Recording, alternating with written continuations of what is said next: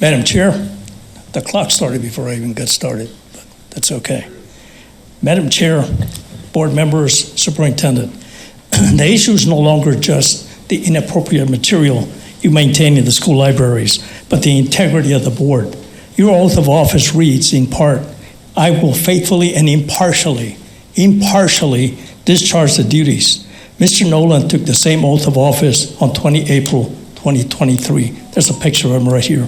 Even though Mr. Wofford, Nolan, and the librarian know we're not about book banning, they continue to spread what I will politely refer to as, quote, misinformation. The librarian doesn't take an oath, so she's not bound to integrity. They can't defend their actions any other way. I enjoyed the librarian's comments. She seemed very nonchalant regarding the use of profanity by teens, which is why students tell teachers to go flunk themselves. Or her attempt to connect an objective and random survey sent out to the anonymous recipients by the SPPI to the intentional and deliberate stacking by Mr. Nolan with known ideological colleagues in the book review committee. She stated Jack of Hearts wasn't meant to be stimulating, yet Mr. Nolan's text, and I quote, his reading was the highlight of the meeting. It was quite stimulating. So apparently somebody got some stimulation out of my reading on that Jack of Hearts. This process has been disgraceful and a charade. President Tenorio, I have the utmost respect in your integrity, even if I disagree with your ideology.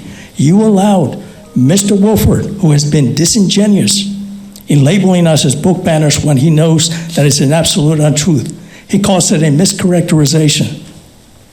Mr. Wofford should know the indiscriminate sex life with anyone and everyone is portrayed in the Jack of Hearts book was a key factor in HIV and AIDS epidemic of the 80s. I was around when that happened. Most of us sitting on the board were probably around too.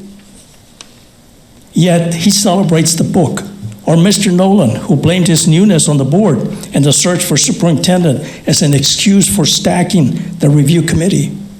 He got caught in this deceitful practice, and you, Madam President, actually believed them. Did you expect them to tell you they would not be objective when you ask? Remember the oath. And Ms. Cooper, I would love to know what you meant when you stated. Maybe I shouldn't have said that during your comments. I and dozens of other citizens were extremely disappointed in your vote. But that is your vote. This is not the first time we've been disappointed. Hopefully this will be the last. Madam President, based on the dishonesty and lack of objectivity that you will know of, you were aware of it, you saw it, and the lack of objectivity as demonstrated by some of your board members through this whole process, I am asking that you reconsider this charade, null and void, and try again with a truly objective citizens from the community. Merry Christmas, and we will continue again next year. Thank you.